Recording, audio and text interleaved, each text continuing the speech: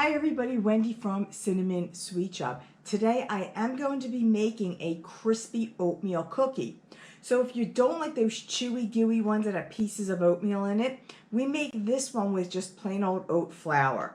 So it's a little bit healthier for you than your average cookie.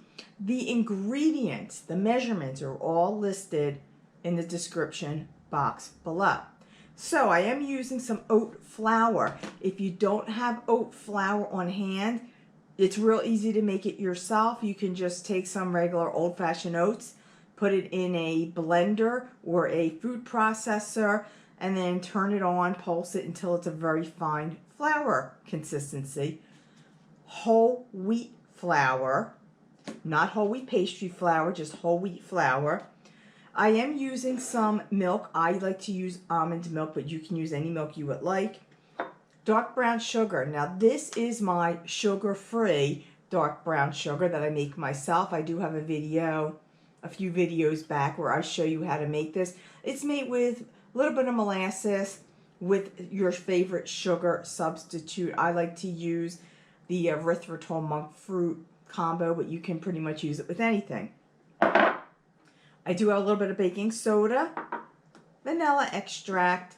Now, we're only going to be using salt if you use an unsalted butter.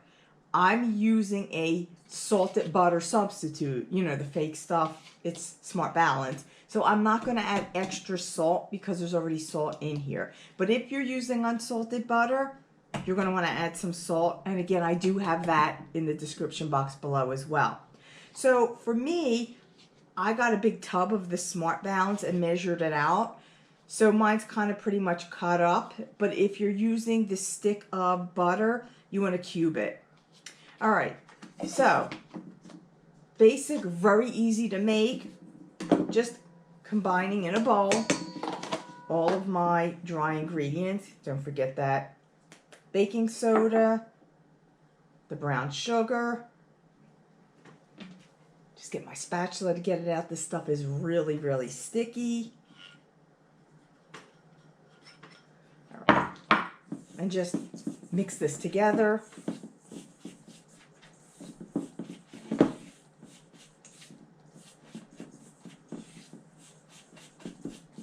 I like to get all the lumps out from the brown sugar, but it doesn't have to be perfect.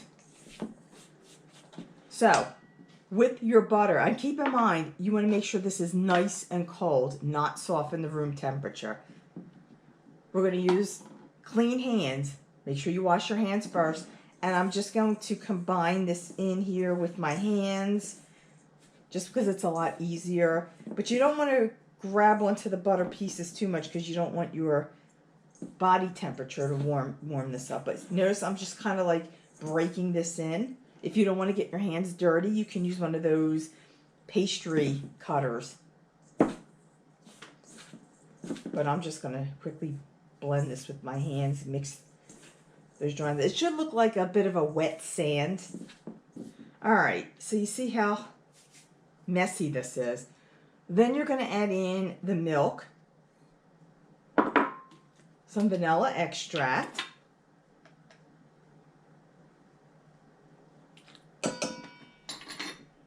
and then just continue to mix this in until it's just well incorporated.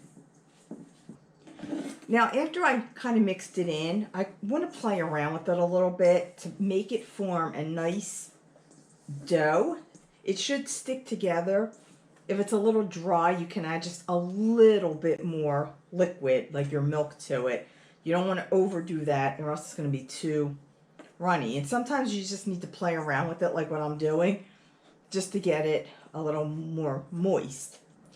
So once you're able to form it into pretty much a nice dough that's going to stick together, get a few extra crumbs in there, flatten it down on a piece of plastic, make a disc as we call it.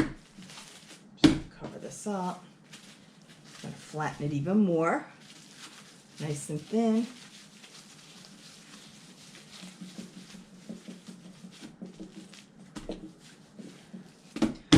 Then refrigerate this for about 15 minutes. So now I have 2 pieces of parchment paper. This will save you the mess of using a floured surface.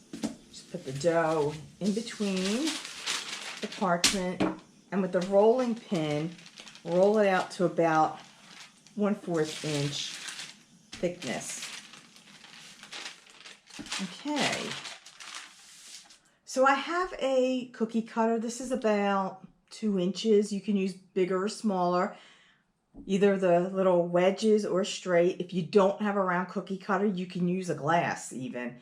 And I am going to cut the shapes in.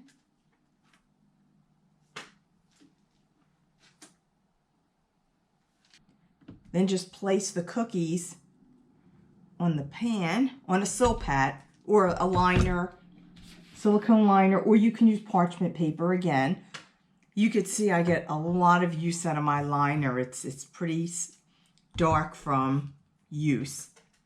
It's clean, it just stains a lot when you use it a lot.